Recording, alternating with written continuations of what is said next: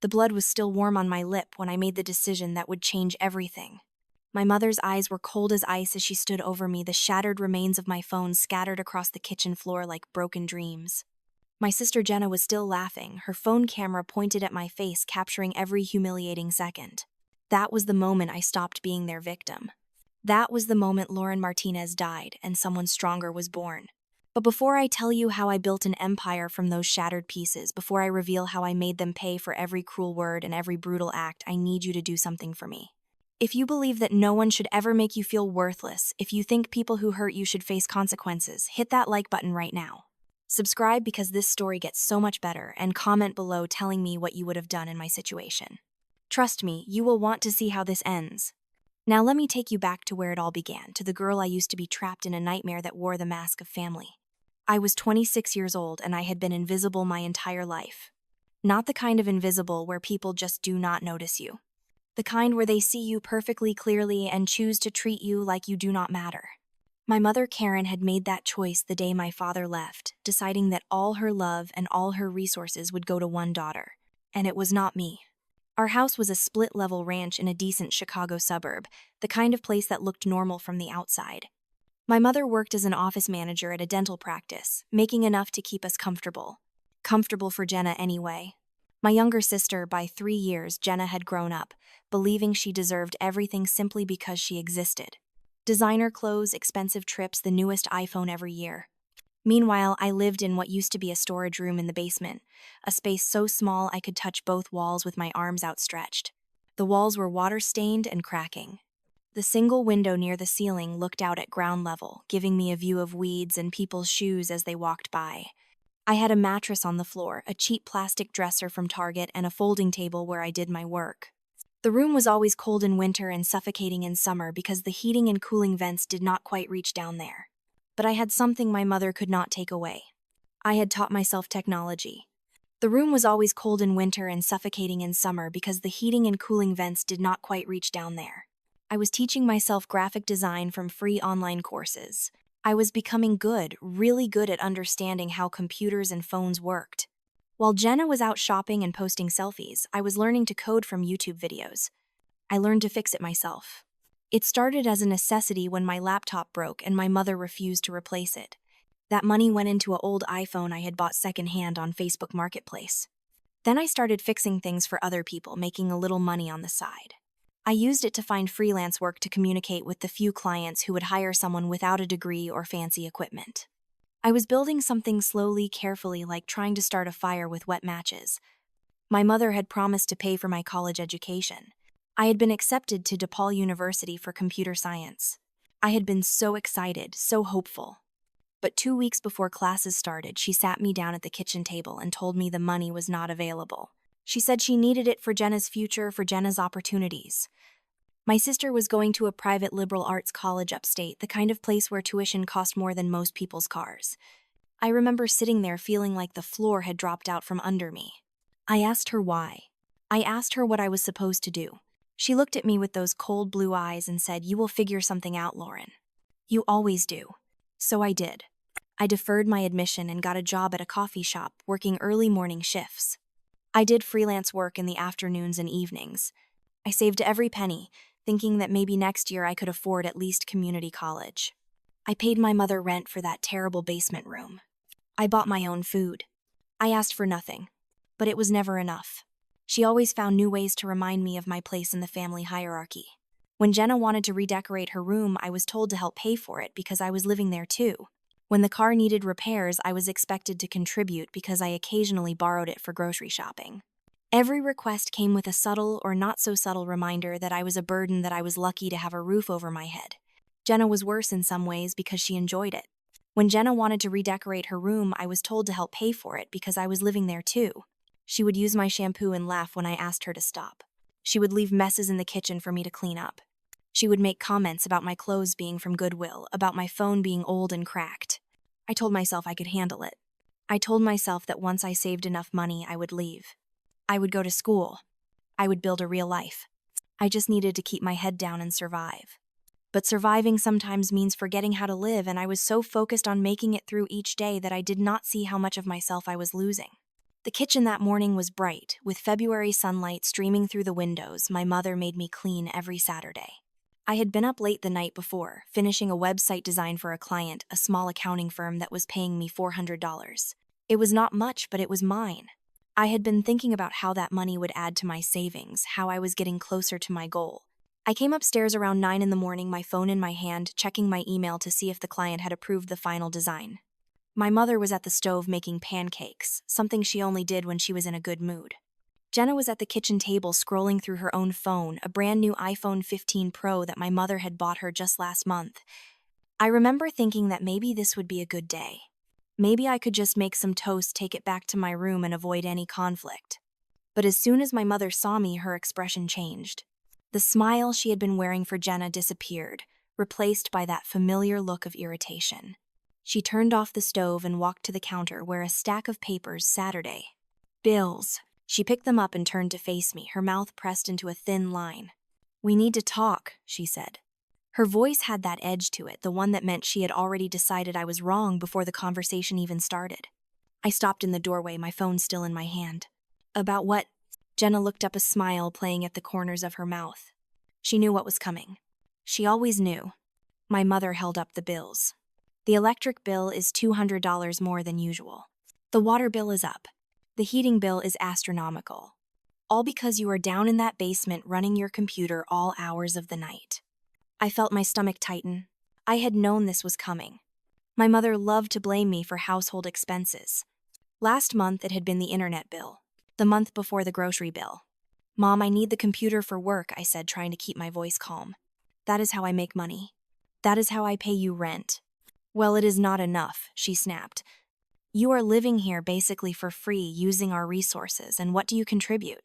A few $100s a month? Jenna is going to need a new laptop for school. She is going to need money for a trip to Chicago next week with her friends. Spring break in Mexico is coming up. We have expenses." I stared at her. Spring break in Mexico. A shopping trip to Chicago. A new laptop when Jenna already had one that was 2 years old and worked perfectly fine. These were not necessities. These were luxuries that my mother handed to Jenna without question, while I was being nickel and dimed for the electricity I used to keep a single lamp on. Jenna leaned back in her chair, her arms crossed. "Mom is right, you know. You act like you are doing us some huge favor by being here, but you are just taking up space. You do not even have a real job." The anger flared in my chest, hot and sharp. I do have a real job. I have 3 jobs, actually. I work at the coffee shop, I do freelance design work, and I fix computers for people in the neighborhood. I am working all the time. "Working at a coffee shop," Jenna said with a laugh. "Wow, so impressive. Maybe if you had actually gone to college like a normal person, you would have real opportunities. But no, you are just going to be stuck making lattes forever." I turned to my mother, waiting for her to say something to defend me, to acknowledge that she was the reason I had not gone to college. But she just stood there silent, letting Jenna's words hang in the air. That was when my mother dropped the real bomb. "I need you to contribute more," she said. "Starting next month, your rent is going up to $600. And I need you to sell that phone." "I need you to contribute more," she said. "Sell my phone." "Yes," she said, her voice flat and businesslike. "Jenna needs money for her trip. That phone might be old, but it is still worth something. $100, maybe $150. That would help." I could not believe what I was hearing.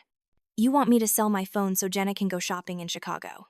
"It is not just shopping," Jenna said, rolling her eyes. "It is a whole experience. We are going to see a concert, stay at a nice hotel, go to some amazing restaurants. Mom said she would help pay for it, but we are a little short." I looked down at my phone, at the cracked screen that I had learned to ignore, at the battery percentage that was already down to 60% even though I had charged it overnight. This phone was everything to me. It was how I communicated with clients. It was how I found new work. It was my camera for taking photos of my design projects. It was my connection to a world beyond this house. "No," I said quietly. "I am not selling it." My mother's eyes narrowed. "Excuse me," I said. "No. I need this phone for work. Without it, I cannot make money. Without money, I cannot pay you rent. So no, I am not selling it for a shopping trip." Jenna stood up from the table, her face flushed with anger. "Are you serious right now? Mom is asking you to help the family, and you are being selfish about some stupid old phone." Jenna stood up from the table, her face flushed with anger. I am not asking Mom to buy me concert tickets or send me to Mexico. I am just asking to keep the one thing I need to make a living. My mother stepped closer to me. Her voice was cold and sharp. You do not get to tell me no, Lauren. Not in my house. If I say you are selling that phone, you are selling it. Something inside me cracked. Years of holding my tongue, years of swallowing my anger, years of telling myself it would get better, it all came rushing to the surface. Your house? I said, my voice rising. I pay rent. I pay for my own food. I clean this entire place every weekend. I do Jenna's laundry when she is too lazy to do it herself. What exactly am I getting for free here? Jenna laughed a harsh, ugly sound. Oh my God, listen to yourself. You sound pathetic. You are living in a basement and acting like you are some kind of victim. If you had any ambition, any drive, you would not be in this situation. Oh my God, listen to yourself. What exactly am I getting for free here? Jenna laughed a harsh, ugly sound. My mother's face turned red, her jaw clenched so tight I could see the muscles working. How dare you, she said, her voice shaking with rage. I gave up everything to raise you girls after your father left. Everything. And this is how you repay me. By throwing college in my face. I made a choice to invest in Jenna's future because she actually has potential. She is going to make something of herself. You are just going to struggle no matter what I do for you. The words hit me like physical blows. My mother had never said it so directly before. She had never actually admitted that she loved Jenna more, that she believed Jenna was worth more. But here it was laid bare in the bright morning sunlight. I felt tears pricking at my eyes, but I refused to let them fall. Give me the phone, my mother said, holding out her hand. Now. No, I said again, but my voice was shaking. Mom, please. I need it. I will find another way to help with money, but please do not take this. She moved so fast, I did not have time to react. One moment she was standing 2 feet away, the next her hand was wrapped around my wrist, yanking the phone from my grip. I tried to hold on, tried to pull back, but she was stronger than I expected. Let go, she snarled, and I did, stumbling backward. For a brief moment, I thought she would just take the phone, put it on the counter, and we could talk about this like rational people. But then I saw the look in her eyes. It was not just anger. It was hatred. Pure, undiluted hatred for me, her own daughter. And I understood in that moment that this was not about money or bills or Jenna's trip. This was about putting me in my place, about reminding me that I had no power, no voice, no worth in this family. You want to keep this so badly, my mother said, holding up the phone. You think this pathetic piece of junk is more important than your family? It is my livelihood, I said desperately. Please, Mom. She pulled her arm back and I knew what was coming, but I could not move fast enough to stop it. She hurled the phone directly at my face with all her strength. The impact was immediate and shocking. The corner of the phone caught me right on my bottom lip, splitting it open. I felt the hot rush of blood, tasted copper in my mouth. The phone bounced off my face and clattered to the floor, pieces of the already cracked screen breaking off. I stumbled backward, my hand going to my mouth. Blood was running down my chin, dripping onto my shirt. The pain was sharp and throbbing, but it was nothing compared to the shock of what had just happened. My mother had hit me. Not with her hand, but with the one thing she knew would hurt me most. I looked at her, waiting for horror, for regret, for some sign that she realized what she had done. But her face was calm, almost satisfied. That is what you get for being stubborn, she said. Maybe now you will learn to do what you are told. I looked down at the floor where my phone lay, the screen now, completely shattered, pieces of glass scattered across the tiles. My vision was blurring from tears or shock or both. And then I heard it. Laughter. Jenna was laughing, her phone held up, recording everything. She had filmed the entire thing. Laughter. Lauren, you should see your face right now. You look so pathetic. My mother did not tell her to stop. She did not take the phone away or tell her to delete the video. She just stood there watching as my sister mocked my pain and humiliation. I dropped to my knees and reached for my phone, my hands shaking. I tried to turn it on, but the screen was dead, completely black. I pressed the power button over and over, desperate for some sign of life, but nothing happened. That is what happens when you choose a phone over your family, my mother said. She walked to the counter, picked up a dish towel, and tossed it at me. Clean yourself up. And then I heard it. I caught the towel and pressed it to my mouth, the white fabric immediately staining red. Jenna was still filming, still laughing, and I heard her saying something about posting this online, about showing her friends what a loser I was. My mother turned back to the stove, calm as could be, and started making pancakes again. like nothing had happened. Like she had not just assaulted her daughter and destroyed her only means of making a living.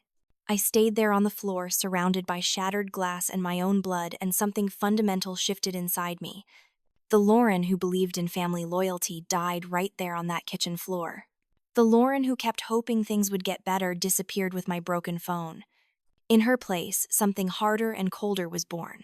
A version of me that understood that love was not unconditional, that blood did not mean protection, and that the people who should care for you could be your worst enemies. I picked up the pieces of my phone and stood up slowly. My lip was swelling now, my whole face throbbing. Jenna was still recording, enjoying every second of my humiliation. I looked at my mother, who was flipping pancakes like this was a normal Sunday morning. Then I looked at Jenna, who had the video saved on her phone, probably already planning how to use it against me. And I made a promise to myself right then and there. I would get out. I would survive.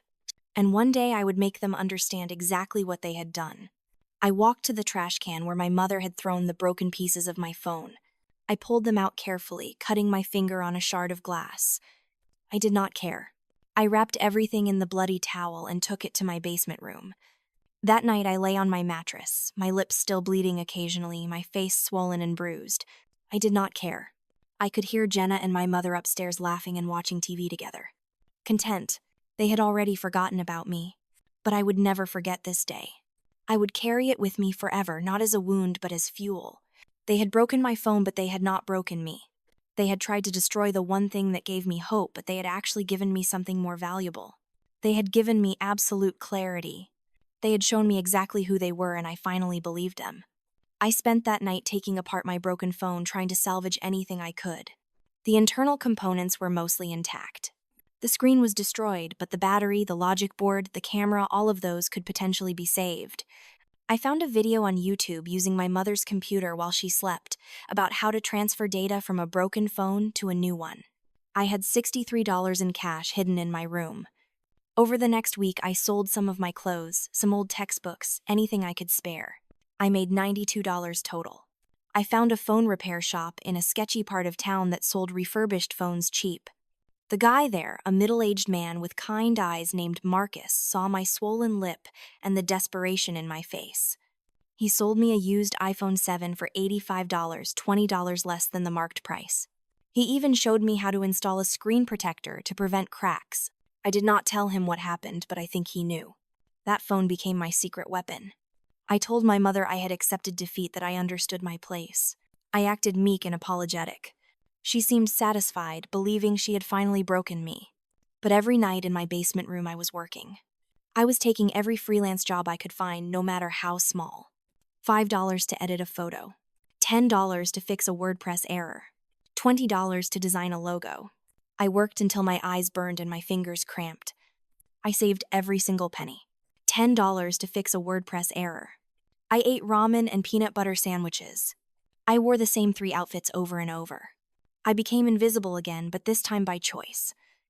3 months after the kitchen incident, I had saved $1,200. It was enough. Barely, but enough. I found a room for rent on Craigslist in a rough neighborhood on the south side. The landlord was an older black man named Mr.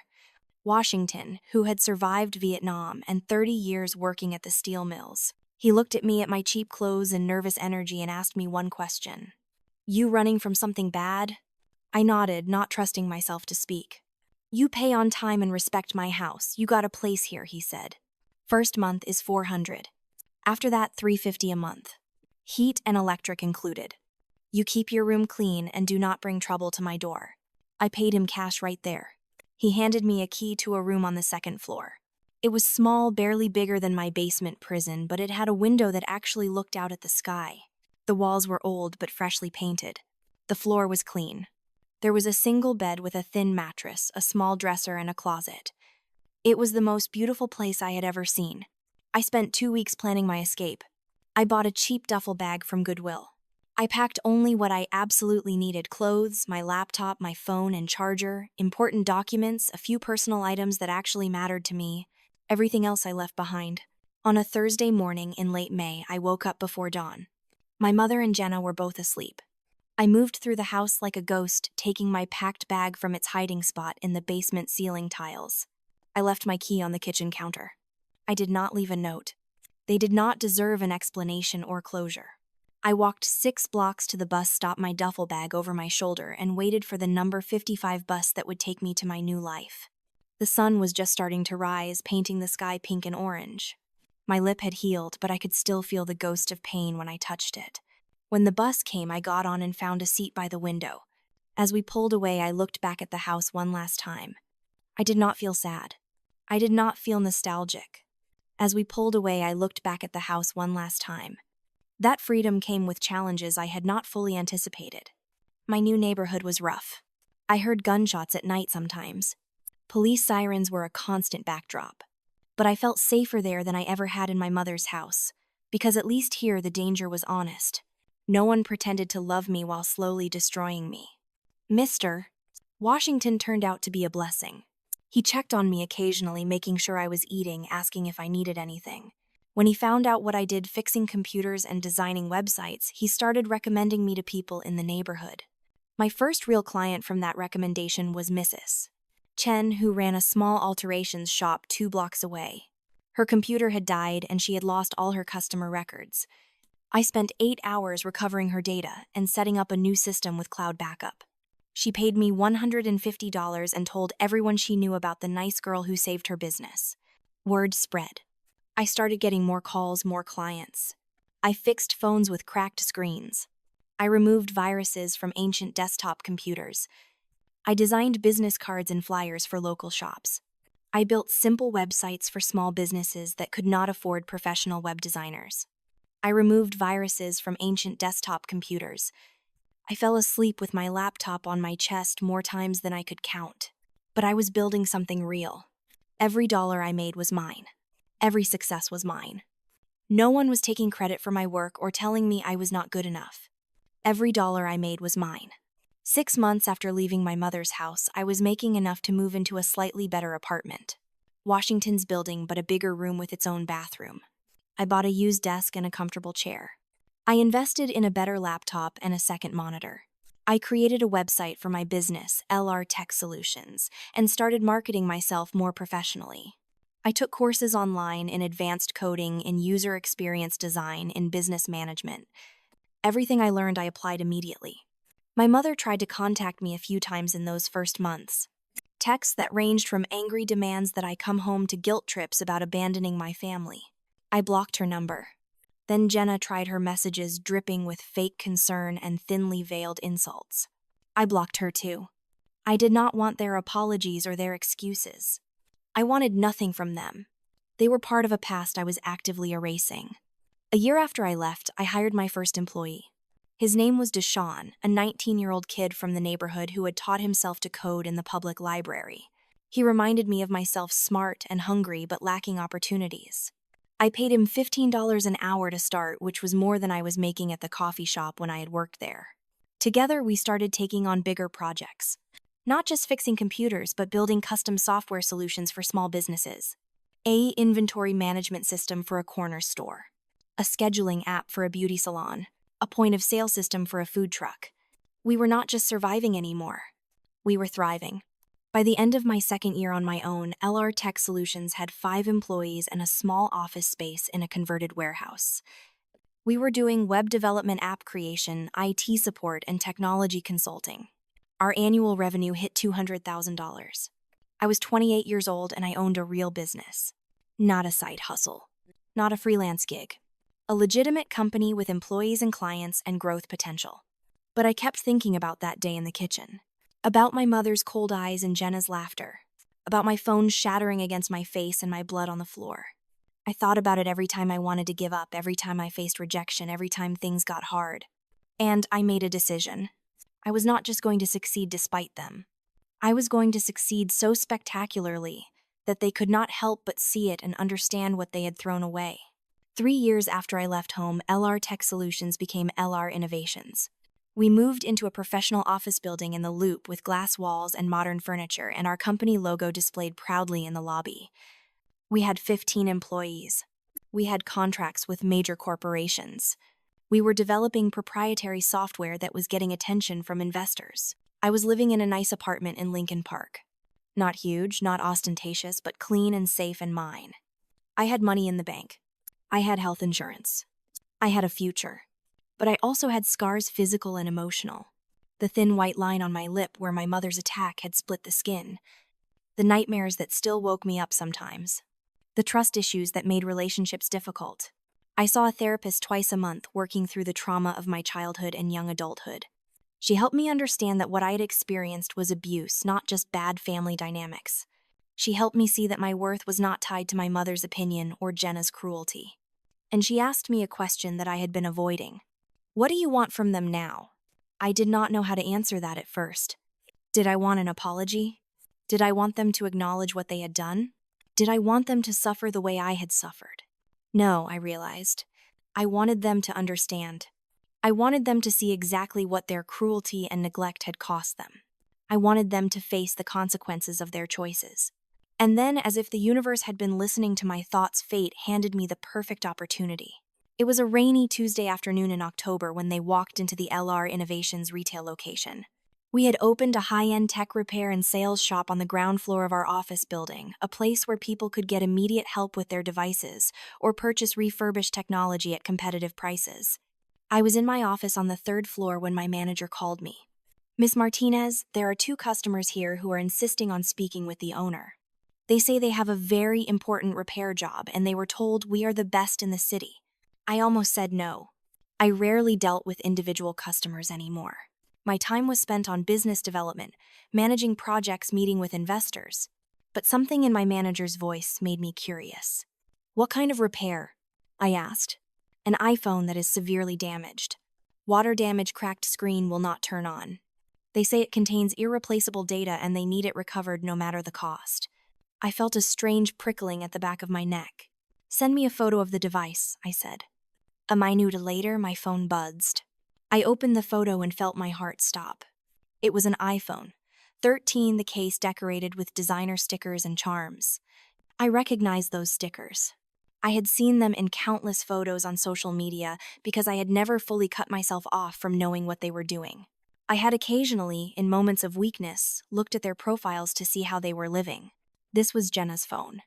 I stood up from my desk, my hands shaking slightly. I walked to the window and looked down at the street below where a battered taxi sat at the curb. Tell them I will be down in 5 minutes, I said to my manager. I took those 5 minutes to compose myself. I changed from my casual office outfit into a more formal blazer. I touched up my makeup. I made sure I looked every bit the successful CEO that I had become. Then I went downstairs. The retail area was clean and modern, all white surfaces and sleek displays. Soft music played in the background. Professional technicians in branded polo shirts helped customers. It was a far cry from the chaotic repair shops I had worked in when I was starting out. And there near the front counter stood my mother and sister. They looked different. Older, obviously. But more than that, they looked diminished. My mother's clothes were outdated and worn, her hair showing more gray than I remembered. She had gained weight and lost the proud posture she used to carry. She looked tired and stressed and defeated. Jenna had tried to maintain her appearance, I could see that. Her hair was still dyed and styled, though the roots were showing. She wore what was probably once an expensive outfit, but it was wrinkled and the hem of her pants was coming undone. Her makeup was carefully applied but could not quite hide the dark circles under her eyes. They did not recognize me at first. I had changed too. I was confident now, polished, successful. I wore my power like armor. I walked up to them with a professional smile. I hear you have a device that needs repair, I said. I am Lauren Martinez, the owner of LR Innovations. How can we help you today? My mother looked at me, confusion crossing her face first, then shock, then something that might have been fear. Lauren, she whispered. Jenna's mouth dropped open. She looked from me to the modern store around us, to the employees in branded uniforms. No way, she said. No fucking way. I maintained my smile. Yes way. Please have a seat in our consultation area and let us see what we are working with. I led them to a private room where we met with high-value clients. The room had comfortable leather chairs, a large desk, and a wall-mounted screen for presentations. I gestured for them to sit, then took my place behind the desk. The power dynamic was unmistakable. This was my territory, my business, my world. They were just customers now. My mother could not seem to form words. She just stared at me, at the tasteful jewelry I wore, at the expensive watch on my wrist, at the confidence in my posture. Jenna finally found her voice. You own this place. This whole business. I do, I said calmly. We have been operating for 4 years now. We specialize in data recovery, custom software development, and technology solutions for businesses. But we also help individual clients with challenging repair situations. I understand you have a damaged iPhone. Jenna slowly pulled the phone from her designer handbag, the bag I recognized from photos as something she had bought years ago now, scuffed and fading.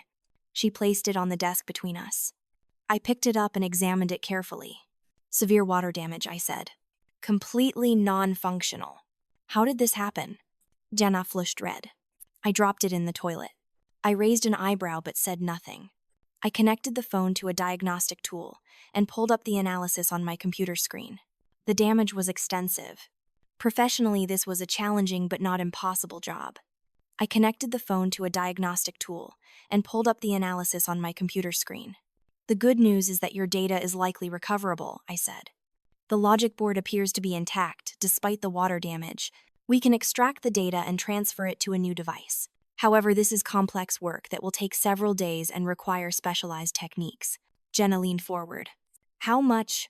I quoted her the standard price for this level of data recovery. $1,500.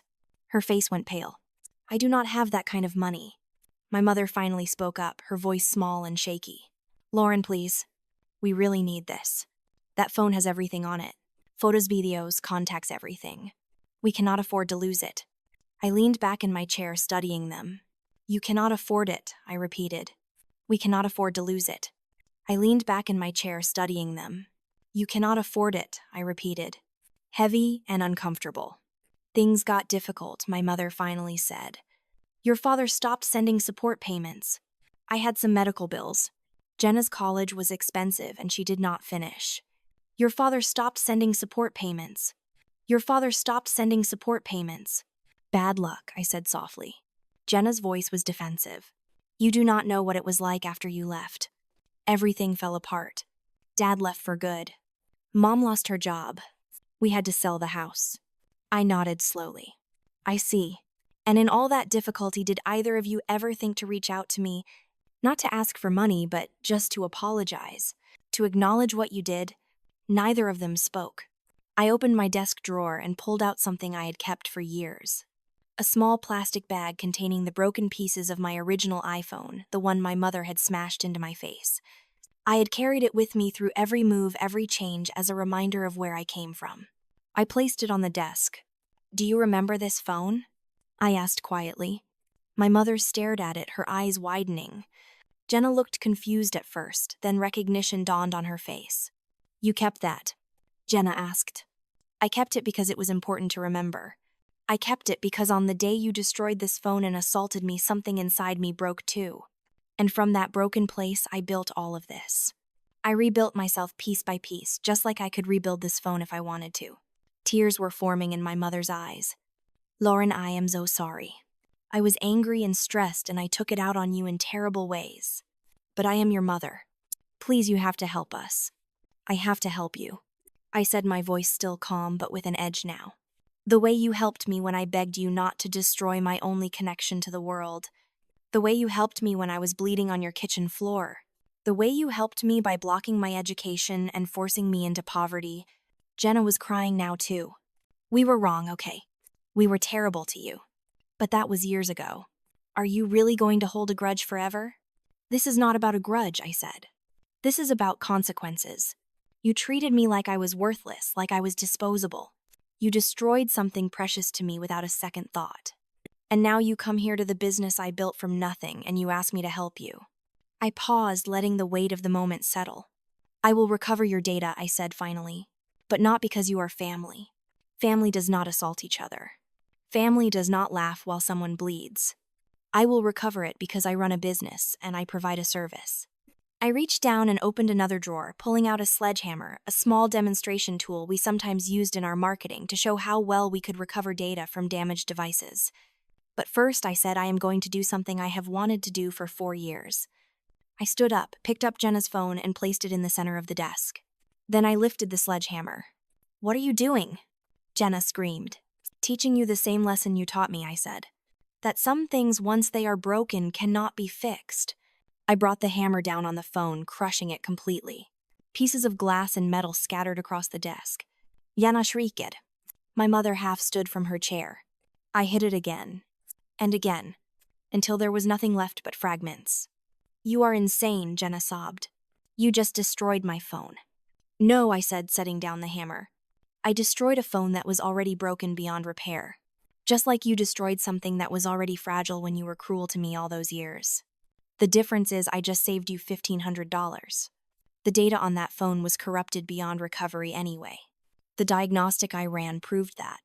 You would have paid me all that money for nothing. I sat back down, but I wanted you to feel what I felt that day. I wanted you to watch something important to you be destroyed while someone else laughed. Except I am not laughing. I am just done. My mother was sobbing openly now. Please, Lauren. We have nowhere else to go. We have lost everything. And whose fault is that? I asked. I did not force you to spend beyond your means. I did not force you to play favorites. I did not force you to be cruel. You made choices, and choices have consequences. I reached into my desk and pulled out a business card. It was for a homeless services organization I donated to regularly. This organization helps people who are struggling, I said, sliding it across the desk to her.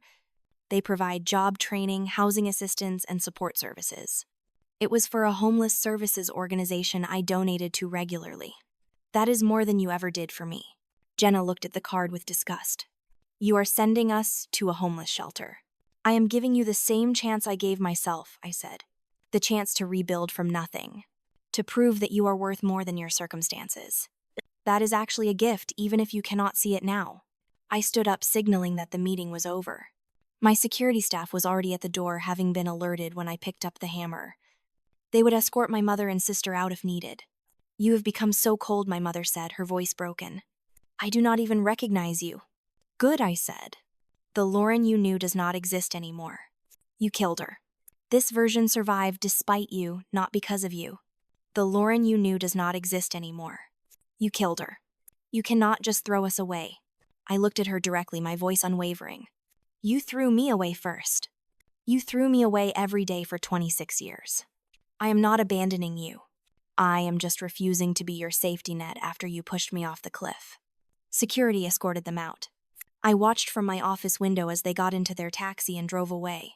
I waited for guilt to come, for regret, for some softening of my resolve. But I felt only peace. I watched from my office window as they got into their taxi and drove away. The kind of peace that comes from standing up for yourself when no one else will. That night I sat in my apartment with a glass of wine and looked at the broken pieces of my original phone one last time. Then I threw them away. The kind of peace that comes from standing up for yourself when no one else will. I did not need the reminder because I had become the reminder. My therapist called what I did to Jenna's phone unorthodox but cathartic. She said I had given them exactly what they deserved, not cruelty but consequences. And I had done it without becoming them, without resorting to their level of sustained abuse. I had won not by destroying them, but by building something so successful that their presence in my life was optional. I had the power now. The choice was mine. 3 months later, I heard through the grapevine that my mother had found work through the organization I referred them to. She was managing a small office again, nothing glamorous but stable. Jenna had started community college, finally getting the education she had squandered the first time. They were learning what I had learned the hard way. That no one was coming to save them. That they had to save themselves. I did not reach out to them. I did not check on their progress. I simply moved forward with my life, continuing to grow my business, investing in young people who reminded me of my younger self, and building the kind of life I had once only dreamed about. Sometimes people ask me if I regret how I handled things with my family. The answer is no. Not because I am heartless, but because I finally learned to value myself more than their approval. I learned that love without respect is meaningless. I learned that biological ties do not obligate you to accept abuse. And most importantly, I learned that the best revenge is not destruction. It is transformation. It is becoming so undeniably successful, so powerfully yourself, that the people who tried to diminish you cannot help but see their mistake. My name is Lauren Martinez. I am the founder and CEO of LR Innovations, a multi-million-dollar technology company. I employ 37 people, most of them from disadvantaged backgrounds like mine. We mentor young people who need opportunities. We give back to the communities that supported me when I had nothing. And every day when I touch the small scar on my lip, I remember who I used to be and how far I have come. That scar is not a reminder of pain. It is a reminder of strength. It is proof that you can be shattered and still rebuild yourself into something stronger. This is my legacy. Not the one my family tried to give me, but the one I built from the broken pieces they left behind. Sometimes the best inheritance is the one you create for yourself. So, let me ask you this. Have you ever had to cut ties with someone who was supposed to love you? Have you ever had to choose yourself over family? Drop your story in the comments below. And if this resonated with you, if you believe that everyone deserves to stand up for themselves, hit that like button. Subscribe for more stories about overcoming the impossible. Your support means everything to people like me who refuse to stay silent about what we have survived. Remember, you are not what happened to you. You are what you choose to become after.